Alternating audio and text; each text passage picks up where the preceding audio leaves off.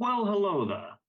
I'm trying a new medium for my writing, looking for comments and suggestions. This video will have a short chapter from my new book, Is Billy a Naughty Dog? Let me know if you like it. Is Billy a Naughty Dog?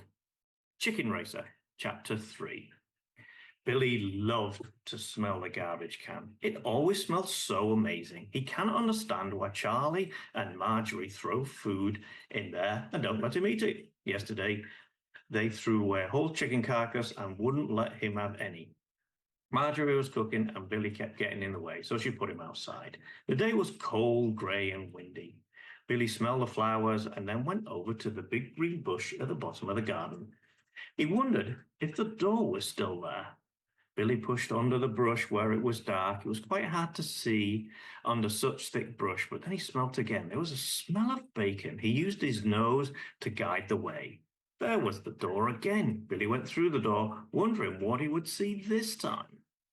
To his amazement, there was no green field, but a cobbled street. Billy walked down the street and came upon a very large chicken. The chicken was bigger than Billy and was wearing motorcycle goggles. The chicken looked at Billy and smiled. "Good morning." Billy was startled. He'd never heard a chicken talk before. Good morning. You can talk?" "Tut." The chicken looked annoyed and said of course he could talk. Billy apologized and said he had never been here before. The chicken told Billy his name was Roxy and asked if he wanted to be shown around. Billy thought that was a great idea, so Roxy beckoned him to follow. Around the corner was a motorcycle with a sidecar. Roxy held an extra pair of goggles in her hand and said to Billy, "Here, you will need these." Billy put on his goggles and jumped into the sidecar. Without warning, Roxy sped off. The sound of the engine was loud, so Billy could hear little of what Roxy was telling him. However, he didn't care. He was having a great time. They sped along cobbled street, past a factory billowing out black smoke, and raced by the palace.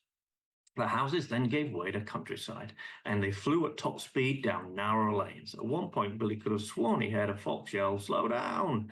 Roxy didn't care. They were obviously having a great time. "Hold on!" he heard Roxy yell, and they splashed through a waterfall. Roxy was smiling, and Billy was howling with pleasure. Roxy stopped on top of the hill, and they watched the sunset. Billy was so happy, he was lost for words. He tried to thank Roxy, but Roxy just lifted up her wing. "Time to get you on, my boy." Roxy then raced down the hill, through the country lane, by the palace and the factory, and back to the point where they'd first met. "Come and see me anytime," said Roxy, before she screeched off in a plume of exhaust. Billy waved and could hear his name faintly being called.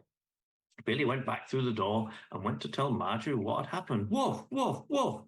"Oh, Billy, where have you been? You're covered in black stuff. What is that, oil? Tar? You smell, Billy." "Oh, Billy, you're such a naughty dog." Marjorie took Billy inside and gave him a bath. "Woof, woof." Billy tried to tell Marjorie many times about his adventure, but she seemed a little annoyed. Billy jumped out of the bath and shook water everywhere. Marjorie tried to dry Billy off, but he wanted to tell Charlie about his adventure. "Woof, woof." Marjorie chased Billy all over the house, trying to dry him. Billy thought it was great fun. Eventually, Marjorie made Billy sit on the floor of the rug and dry off. Marjorie stood over Billy and said, "Oh, Billy, I love you very much, but you're such a naughty dog." Billy went to sleep by the fire to dry off and dreamt of chickens riding motorcycles. Like it?